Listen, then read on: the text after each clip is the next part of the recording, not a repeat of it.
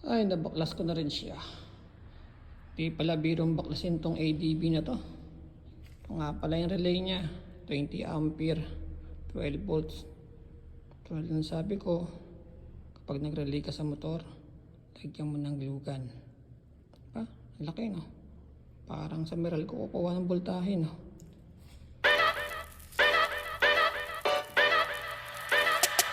Ay, nako.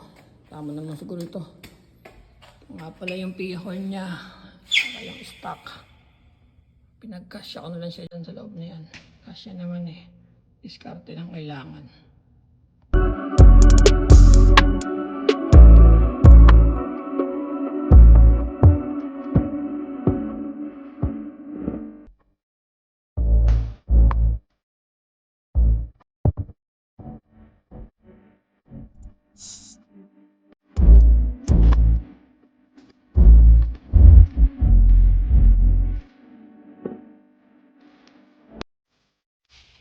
Okay, bakbakan na ulit.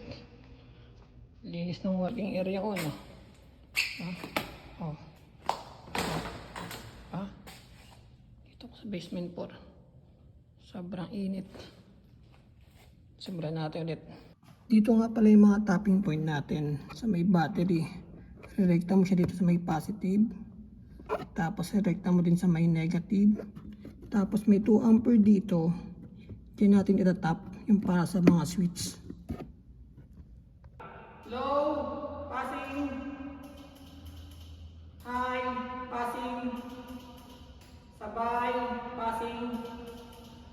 Off, passing. Kusina.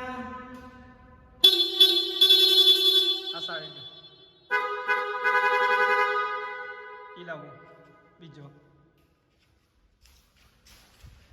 Low, passing. High, passing. Sabay, passing. Off, passing. Okay.